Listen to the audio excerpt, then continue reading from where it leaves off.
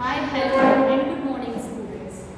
So this is Tahmina Ashraf from EMD Sudi Girls High School. How are you all? I hope you are all well and enjoying your summer holidays. So today's topic is transportation in human beings of class 10. तो बेटा सबसे पहले हमें ये देखना है कि transportation का मीनिंग क्या होता है एक्चुअली में. What do you mean by transport? तो ट्रांसपोर्ट मीन्स किसी भी चीज का एक जगह से दूसरी जगह जाना, यानी कि नक्लो हमल, यानी कि नक्लो हमल. और क्योंकि शन लगा हुआ है, TION शन, इसका मतलब क्या है? ये प्रोसेस है. क्या है?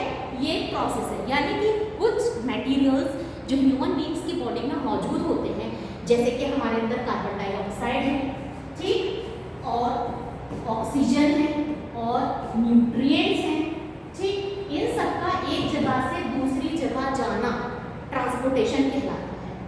अच्छा, क्वेश्चन आता है कि हमारी बॉडी के अंदर ट्रांसपोर्टेशन होता कैसे? मतलब किस चीज़ के जरिए हमारी बॉडी में एक ऑक्सीजन है, सपोज कीजिए कार्बन डाइऑक्साइड है, या जो भी न्यूट्रिएंट्स हैं वो एक जगह से दूसरी जगह जाते हैं कैसे? हमारी बॉडी के अंदर ऐसा कौन सा सिस्टम है? तो हमारी बॉडी के अंदर एक सिस्टम है जिसका नाम है सर्कुलेटरी सिस्टम. ठीक, क्या नाम है? सर्कुलेटरी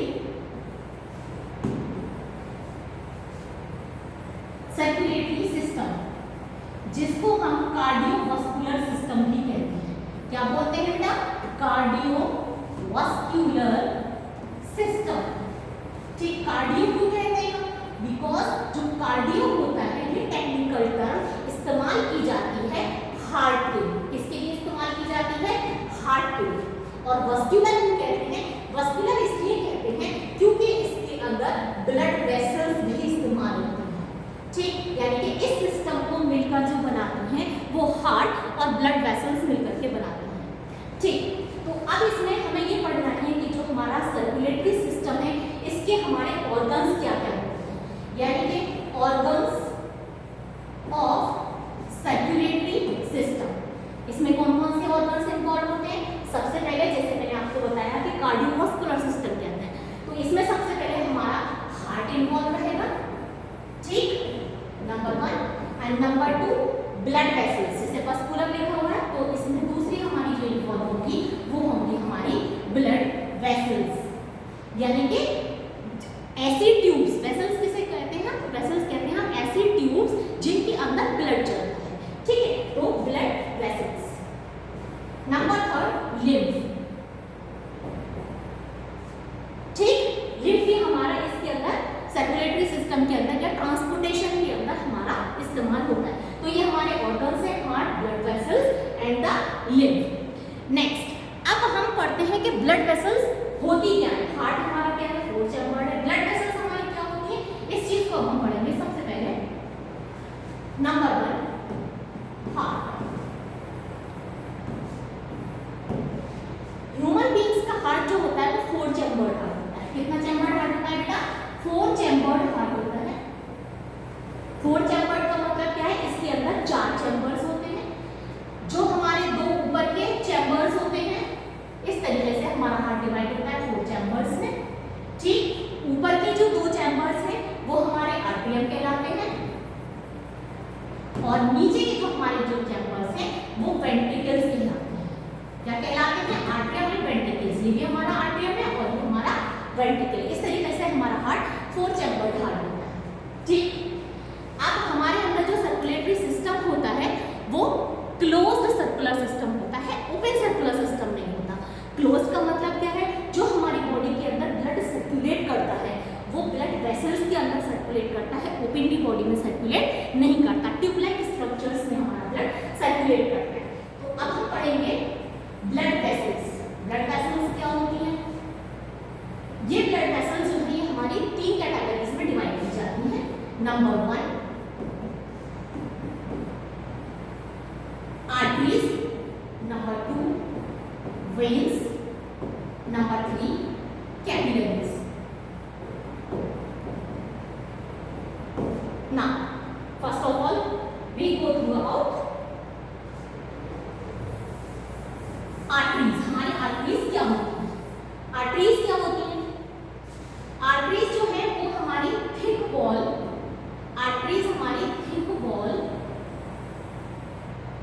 ब्लड वेसल्स होती हैं और इनका जो ल्यूमेन होता है वो ल्यूमेन इनका कम होता है।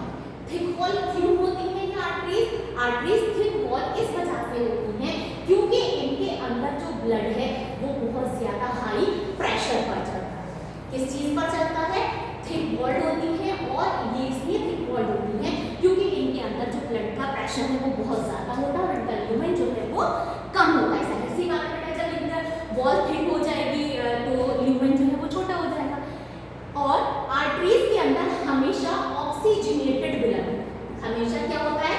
ऑक्सीजनेटेड ब्लड जो है वो होता है accept pulmonary artery, accept pulmonary artery.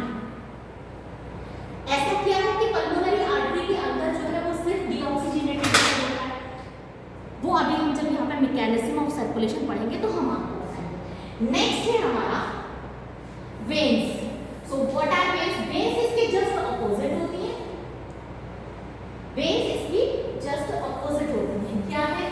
हमने आर्टरीज में पढ़ा कि आर्टरीज की जो वॉल है वो थिक होती है, लेकिन जो हमारी वेन्स हैं, वेन्स की वॉल हमारी थिन होती है और इनका ल्यूमेन जो होता है वो बहुत ज्यादा होता है। ये आप देख रहे हैं वहां पे मैंने थिक वॉल बनाई थी, यानी कि जो ये एरिया मैंने आपका बनाया था वहां पे मैंने ज्यादा लिया था, लेकिन यहाँ पर क्या है? कम है।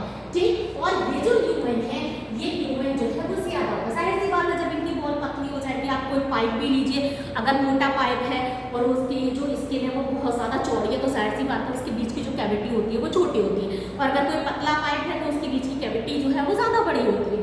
तो ऐसे ही वेन्स का है, ये इनकी जो वॉल होती है ये थिन वॉल होते हैं, थिन वॉल होते हैं और इनका ल्यूमेन जो है वो काफी बड़ा होता है। ऐसा क्यों?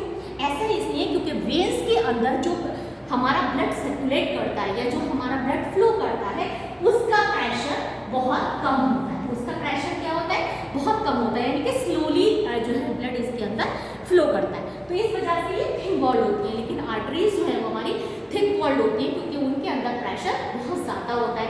और प्रेशर ज़्यादा क्यों होता है? वो इसलिए ज़्यादा होता है क्योंकि डायरेक्टली जब हार्ट हमारा कॉन्ट्रैक्ट करता है, ठीक, तो कॉन्ट्रैक्शन करने की वजह से जो ब्लड है बहुत तेज़ी के साथ में हार्ट से आर्टरीज के अंदर डालता है। तो इस वजह से क्योंकि हार्ट जो है वो हमारा एक पंपिंग सिस्टम है, तो अगर हम किसी चीज़ से हम पंप कर रहे हैं किसी चीज़ को तो उसका प्रेशर बहुत ज़्यादा होगा। तो उस पंपिंग सिस्टम होने की वजह से जो ब्लड है उसका प्रेशर बहुत तेज़ हो जाता है और वो डायरेक्टली एकदम आर्टरी में जाता है। तो इस वजह से हमारी आर्टरी की वॉल जो है वो थिक होती है कि कहीं ज़्यादा प्रेशर की वजह से वो आर्टरी हमारी बस्ट ना हो जाए, फट ना जाए। ठीक, नेक्स्ट है हमारा कैपिलरीज। अब कैपिलरीज क्या होती हैं? कैपिलरीज बहुत ही ज़्यादा फाइन, मतलब वेन से भी ज़्यादा फाइन हमारी वेसल्स होती हैं जो कि आर्टरीज और वेन्स के बीच में कनेक्शन प्रोवाइड करते हैं। ठीक है, क्या प्रोवाइड करते हैं बेटा? आर्टरीज और वेन्स के बीच में कनेक्शन प्रोवाइड करते हैं। Suppose this is your artery and this is your when, right? तो ये जो कनेक्शन नेटवर्क लाइक स्ट्रक्चर मौजूद है आपका, ये क्या चीज है? ये है हमारी कैपिलरी। ठीक है, अब एक्चुअली में यहाँ पर क्या होता है? इनके अंदर होती है वॉल्व्स। इन कैपिलरीज के अंदर क्या होती है? वॉल्व्स। यही एक्चुअली में हमारी प्लेस है जहाँ पर हमारा ऑक्सीजनेटेड ब्लड जो है वो डीऑक्सीजनेटेड ब्लड में क्या होता है? यहाँ पे यानी कि एक्सचेंज होता है, गैसेस का एक्सचेंज होता है, यानी कि हमारा ऑक्सीजन रिच ब्लड आ रहा है और यहाँ पे आपका डीऑक्सीजनेटेड ब्लड है तो कार्बन डाइऑक्साइड जो है वो यहाँ पे आपकी निकल रही है और यहाँ पे ऑक्सीजन जो है राइट। यही एक्चुअली में हमारा पूरा इंटरसेक्शन होता है जहाँ पे हमारा गैसेस का एक्सचेंज होता है, ठीक, कैपिलरीज के ऊपर। So this is about your blood vessels. Next अब हम पढ़ेंगे कि हमारा इसका मैकेनिज्म होता क्या है एक्चुअली में, मैकेनिज्म ऑफ सर्कुलेशन। अब मैकेनिज्म ऑफ सर्कुलेशन हमें पढ़ने के लिए एक डायग्राम की जरूरत पड़ेगी, ठीक है बेटा? मैकेनिज्म ऑफ सर्कुलेशन पढ़ने के लिए हमें क्या करना पड़ेगा? एक डायग्राम की जरूरत होगी। अब वो डायग्राम क्या है? आपका बहुत आसान डायग्राम है, जिस डायग्राम को अगर आपने अच्छे से लेबल करना सीख लिया बहुत अच्छे से अगर आप कि कहाँ पे उसकी लेबलिंग है, कौन सा एरो किधर की तरफ आ रहा है, अगर वो आपने बहुत अच्छे से समझ लिया, बहुत टफ नहीं है, तो फिर आप ये कहोगे कि मैम सर्कुलेशन जो है वो बहुत ही ज़्यादा ईजी है, सबसे ज़्यादा ईजी हमें आई थिंक बायोलॉजी में यही वाला टॉपिक लगा। ठीक है, तो मैं यहाँ पे आज आपको एक बहुत ही आसान सा डायग्राम बताऊंगी। बच्चे बहुत ज़्यादा डरते हैं कि पता नहीं सर्कुलेटरी सिस्टम है, इतना खतरनाक हार्ट का डायग्राम और इतना खतरनाक ये हमें मैम याद ही नहीं होता। तो मैं यहाँ पे आपको एक इस तरीके से डायग्राम बताऊंगी जिसकी वजह से आपको रटने की बिल्कुल भी जरूरत नहीं पड़ेगी। आप सिर्फ उस डायग्राम को 2-3 बार आप प्रैक्टिस करेंगे और वो आपको मेमोराइज हो जाएगा, और सिर्फ उस डायग्राम को देख करके आप पूरा मैकेनिज्म स्टेप वाइज ले सकते हैं। तो डायग्राम क्या है हमारा? डायग्राम ये है बेटा आपका, यहाँ पर आपको बनाने हैं लंग्स। क्या बनाना है? लंग्स। ठीक, इसके बाद में आपको बनाना है 4 चैम्बर्ड हार्ट। क्या बनाना है? 4 चैम्बर्ड हार्ट। मैंने आपको स्टार्टिंग में बताया था कि हमारा हार्ट जो होता है वो 4 चैम्बर्ड हार्ट होता है। ये बनाया। अब इसके बाद में आपको दूसरे बॉडी के पार्ट्स बनाना है। क्या बनाना है आपको? बॉडी के पार्ट। और ध्यान रखें, ये जो बॉडी के पार्ट हैं आपके, ये एक्सेप्ट लंग्स हैं, लंग्स हमने बाहर निकाल दिए हैं, हार्ट हमारा ये है, और एक्सेप्ट लंग्स ही हमारे बॉडी के पार्ट हैं। अब क्या होता है, हम कहाँ से लेंगे? लंग्स। लंग्स में क्या चीज होती है? लंग्स के अंदर हमारी ऑक्सीजन होती है। ये ऑक्सीजन कहाँ से आती है? आपने ब्रीदिंग का प्रोसेस पढ़ा है। ठीक, जब हम इनहेल करते हैं तो मिक्सचर ऑफ गैसेस लेते हैं। मिक्सचर ऑफ गैसेस जब हम लेते हैं तो हमारे लंग्स के अंदर सेट-लाइक स्ट्रक्चर्स होते हैं। They are called as what? Alveoli. Alveoli के ऊपर हमारी क्या होती है बेटा? ब्लड वेसल्स होती हैं। इन ब्लड वेसल्स में क्या होते हैं? हमारे आरबीसीज, राइट, यानी कि ब्लड होता है हमारा। तो ये आरबीसी क्या करता है हमारा? ये हमारा कहलाता है रेस्पिरेटरी पिगमेंट। ये क्या कहलाता है हमारा? रेस्पिरेटरी पिगमेंट कहलाता है। यानी इसका काम क्या है? इसका काम यह है कि मिक्सचर ऑफ गैसेस जब हमने इनहेल किया था तो उससे ये सिर्फ ऑक्सीजन के पार्ट को एब्सॉर्ब कर लेता है। यानी कि लंग्स के एल्वियोलाई में एक्सचेंज ऑफ द गैसेस हो रहा है। यानी यहाँ पर जो हमारा ब्लड मौजूद होगा वो हमारा सिर्फ और सिर्फ ऑक्सीजनेटेड ब्लड होगा। इसके अंदर कार्बन डाइऑक्साइड नहीं होगी, क्योंकि यहाँ पे एक्सचेंज हो रहा है, यहाँ पे एल्वियोलाई मौजूद है। ठीक, तो अब हम सर्कुलेटरी सिस्टम स्टार्ट करेंगे यहाँ से। अब यहाँ से जो हमारा ब्लड चलेगा, ठीक, किसके जरिए चलेगा? पल्मोनरी वेन के जरिए चलेगा। ये पल्मोनरी वेन होगी। क्यों पल्मोनरी वेन क्यों होगी? क्योंकि पल्मोनरी जो वर्ड है आपकी टेक्निकल जो टर्म है साइंस में, हम पल्मोनरी जब लगा हुआ होता है किसी भी वर्ड के आगे तो उसका मतलब होता है लंग्स। क्या मतलब होता है उसका? लंग्स। ठीक, ये हो गई आपकी पल्मोनरी का मतलब क्या हो गया? लंग्स। तो यहाँ से आने वाली वेन जो होगी वो पल्मोनरी वेन होगी, राइट, पल्मोनरी वेन। अच्छा, वेन ही क्यों होगी? आप ये कहोगे मैम आर्टरी जो है वो क्यों नहीं होगी? तो वो इसलिए नहीं होगी बेटा, आप हमेशा याद रखिए कि artery, A for artery and A for away, यानी आर्टरीज क्या होती हैं? A for artery and A for away. Arteries वो होती हैं जो हमेशा ब्लड को हार्ट से दूर लेकर जाती हैं, हमेशा ब्लड को हार्ट से दूर लेकर जाती है। तो A for artery, A for away, यानी आर्टरीज वो होगी जो हमेशा ब्लड को क्या करेंगी? हार्ट से दूर लेकर जाएंगी। उसका जस्ट अपोजिट क्या होगी? वेन्स होगी। वेन्स क्या करेंगी? हमेशा ब्लड को हार्ट की तरफ लेकर आएंगी। तो ये क्या चीज हो जाएगी? ये आपकी वेन होगी। डोंट बी कंफ्यूज, ये क्या होगी? वेन होगी। क्यों? क्योंकि ये ब्लड को हार्ट की तरफ लेकर आ रही है। अब पल्मोनरी क्यों होगी? पल्मोनरी इसलिए होगी क्योंकि ये लंग्स से आ रही है ऐसे। तो ये हमारी पल्मोनरी वेन है। बाकी सारी वेन्स में डीऑक्सीजनेटेड ब्लड होता है बेटा। ये एक एक्सेप्शन है कि जो हमारी पल्मोनरी वेन होती है उसके अंदर सिर्फ और सिर्फ ऑक्सीजनेटेड ब्लड होता है।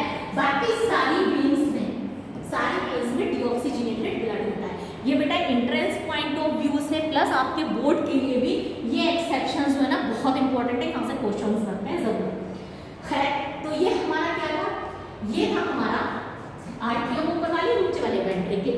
अब ये कौन सा वाला साइड लेफ्ट है और कौन सा वाला राइट है, ये आपको याद करना है। तो आप सिंपली बच्चे रटते हैं कि इधर की लेफ्ट, इधर की लेफ्ट, इधर की राइट। आप सीधे याद करिए, क्लास में बैठे हुए हो, ठीक है, आपका फेस इस तरफ है, मेरा फेस आपकी तरफ है, तो जो आपका लेफ्ट है वो मेरा राइट होगा, जो आपका राइट है वो मेरा लेफ्ट होगा।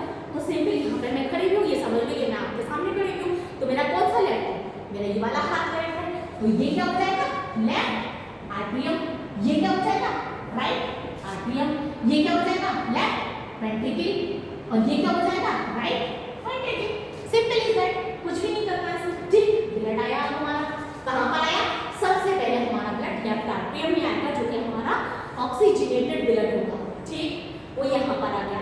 इसके बाद में यहाँ पर आर्टरियम और वेंट्रिकल के बीच में क्या लगी हुई होती है, एक वॉल्व लगी होती है, which is called as bicuspid valve. क्या कहलाती है, बाइकस्पिड वॉल्व। बाइकस्पिड क्यों कहलाती है, ये बाइकस्पिड वॉल्व इसलिए कहलाती है क्योंकि इसके अंदर एक स्लिट होती है, ठीक। तो क्या होता है, जब ब्लड लेफ्ट आर्टरियम में आता है और लेफ्ट आर्टरियम कॉन्ट्रैक्ट करता है, तो उसकी कॉन्ट्रैक्शन की वजह से ये बाइकस्पिड वॉल्व ओपन हो जाती है, और जब ये ओपन होती है तो उससे क्या होता है, जो लेफ्ट आर्टरियम का ब्लड है वो किस में आ जाएगा, लेफ्ट वेंट्रिकल में आ जाएगा, ठीक। इसके बाद में क्या होगा, लेफ्ट वेंट्रिकल कॉन्ट्रैक्ट करेगा और ये ब्लड जो है लेफ्ट वेंट्रिकल से निकलने के बाद किस में जाएगा, मेन एओर्टा, किस में जाएगा, मेन एओर्टा, ठीक। जो कि हमने अभी आपको बताया था, जिसकी वॉल थिक होती है। आप समझ में आया होगा शायद आपके कि एओर्टा की वॉल थिक क्यों होती है, क्योंकि डायरेक्टली ब्लड जो है हार्ट से निकल के एओर्टा में जाता है और वो उसका प्रेशर बहुत ज्यादा होता है। तो मेन एओर्टा में जाने के बाद में क्या होगा, ये हमारा एओर्टा मेन आगे जाकर के आर्टरीज में डिवाइड हो जाएगा। किसमें डिवाइड हो जाएगा, आर्टरीज में, यानी कि छोटे छोटे और फर्दर इसकी ब्रांचेस हो जाएंगी, जो कि हमारे बॉडी के तमाम ऑर्गन्स में चली जाएगी, जिसकी वजह से ब्लड हमारा वहां पे फ्लो होगा। अब क्या होता है, बॉडी के अंदर क्या चीज मौजूद है, कार्बन डाइऑक्साइड। कहां से आई ये कार्बन डाइऑक्साइड हमारी बॉडी के हर एक सेल से, बॉडी के हर एक सेल में क्या हो रहा, ये हम पढ़ चुके हैं इससे पहले वाले टॉपिक में, रेस्पिरेशन हो रहा था। रेस्पिरेशन का मतलब क्या है, यानी कि complete combustion of the food in the presence of oxygen. वो क्या करता है, releases carbon dioxide and provides us energy. तो यहाँ पे क्या हो रहा था, कार्बन डाइऑक्साइड रेस्पिरेशन की वजह से हर एक सेल्स के अंदर मौजूद थी। तो अब क्या होगी, जब ये ब्लड हमारे बॉडी के हर एक ऑर्गन में जाएगा, ये कार्बन डाइऑक्साइड उसके अंदर मिक्सअप हो जाएगी, जिसकी वजह से ये ब्लड CO2 से मिक्स हो जाएगा। यानी कि जो अभी तक हमारा ऑक्सीजनेटेड ब्लड लेफ्ट साइड पे था, यहाँ पर हमारा क्या था, सारा ऑक्सीजनेटेड ब्लड था। क्या था हमारा सारा ऑक्सीजनेटेड ब्लड था, जो कि अब बॉडी के जब सेल से बाहर निकला तो वो क्या हो गया, डीऑक्सीजनेटेड हो गया। ये क्या हो गया, डीऑक्सीजनेटेड ब्लड हो गया, यानी इसके अंदर हमारी कार्बन डाइऑक्साइड मिक्सअप हो गई, ठीक। अब क्या होगा, यहाँ से हमारी मेन वेन के जरिए ये ब्लड हमारे राइट एट्रियम में आएगा, ठीक। ये क्या है, कार्बन डाइऑक्साइड मिला हुआ ब्लड है या डीऑक्सीजनेटेड ब्लड है, ये हमारे किसमें आया, राइट एट्रियम में आया। राइट एट्रियम और राइट वेंट्रिकल के बीच में एक वॉल्व होती है, जिसको हम बोलते हैं ट्राइकस्पिड वॉल्व। क्या बोलते हैं, ट्राइकस्पिड वॉल्व। इसको हम ट्राइकस्पिड वॉल्व क्यों बोलते हैं, क्योंकि इसके अंदर दो स्लिट होती हैं, जिसकी वजह से ये इसको तीन पार्ट्स में डिवाइड करती है। यहाँ पर है आपकी ट्राइकस्पिड वॉल्व, और ये क्या होगी, राइट एट्रियम की वजह से, जब राइट एट्रियम में ब्लड आएगा उसके कॉन्ट्रैक्शन की वजह से ये ओपन हो जाएगी, और राइट एट्रियम का जो ब्लड है वो राइट वेंट्रिकल में ड्रॉप हो जाएगा। राइट वेंट्रिकल में ड्रॉप होने के बाद में ये ब्लड कैसा है, डीऑक्सीजनेटेड ब्लड है, यानी कि कार्बन डाइऑक्साइड वाला ब्लड है, और इधर ऑक्सीजन वाला ब्लड है, ठीक। राइट वेंट्रिकल, जब राइट वेंट्रिकल आपका कॉन्ट्रैक्ट करेगा तो ये ब्लड बाहर आएगा इससे, और बाहर निकलने के बाद में लंग्स में जाएगा, ताकि इसमें दोबारा से ऑक्सीजन मिक्सअप हो जाए। अब ये क्या चीज है, किसके जरिए जा रहा है, मैंने आपको बताया था A for artery and A for away. तो हार्ट से ये इसको दूर लेकर जा रही है ब्लड, तो ये क्या हो जाएगी, पल्मोनरी आर्टरी। ये क्या हो जाएगी बेटा, पल्मोनरी आर्टरी। पल्मोनरी क्यों हो जाएगी, क्यों, क्योंकि ये जो है आपकी कहाँ जा रही है, लंग्स में जा रही है, इसलिए पल्मोनरी आर्टरी क्यों हो जाएगी, क्योंकि ये ब्लड को हार्ट से दूर लेकर के जा रही है। सिंपल, ये यहाँ पे आपकी साइकिल कंप्लीट हो गई। यहीं से हमने स्टार्ट करी थी, यहीं पर डीऑक्सीजनेटेड ब्लड दोबारा से आ गया, यहाँ पे ऑक्सीजन मौजूद थी, उसके अंदर फिर से ऑक्सीजन मिक्सअप हो जाएगी और कार्बन डाइऑक्साइड बाहर निकल जाएगी, इनके एक्सचेंज का कैसे हो जाएगा। ये आपका पूरा क्या है, सर्कुलेशन, यानी हमारी बॉडी के अंदर जो मटेरियल्स है वो किस तरह तरीके से ट्रांसपोर्ट होते हैं, या ऑक्सीजन किस तरह से ट्रांसपोर्ट होती है, उसका पूरा मैकेनिज्म है। और ये बेटा इसका कहलाता है हमारा रे डायग्राम। ये क्या कहलाता है? हमारा रे डायग्राम कहलाता है। तो अब ये जो हमारा सर्कुलेटरी सिस्टम होता है, इसकी वजह से हमारे मटेरियल्स यानी कि जो हमने खाना खाया, हमारे जो विटामिन हैं, मिनरल्स हैं, वो भी, प्लस हमारी ऑक्सीजन जो है वो हमारी बॉडी के अंदर सर्कुलेट करती है, प्लस हमारी बॉडी के अंदर जो हार्मफुल केमिकल सब्सटेंसेस होते हैं, यानी कार्बन डाइऑक्साइड को भी तो आप हार्मफुल ही कहेंगे ना, ये चीज़ें भी हमारी बॉडी से रिमूव होती हैं। तो ब्लड जो है वो हमारा एक बहुत ही इंपॉर्टेंट कनेक्टिव टिश्यू है, जो हमारी बॉडी के अंदर होम्योस्टेसिस को मेंटेन करता है, हमारे बॉडी के टेम्परेचर को मेंटेन करता है, प्लस हमारी बॉडी के जितने भी ऑर्गन्स हैं उनको प्रॉपर फंक्शनिंग में मदद करता है। ठीक, इसके अलावा अगर आपको कोई क्वेश्चन हो तो वो आप मुझसे पूछ सकते हैं। This is all about for today's lecture. Thank you so much. Have a nice day ahead.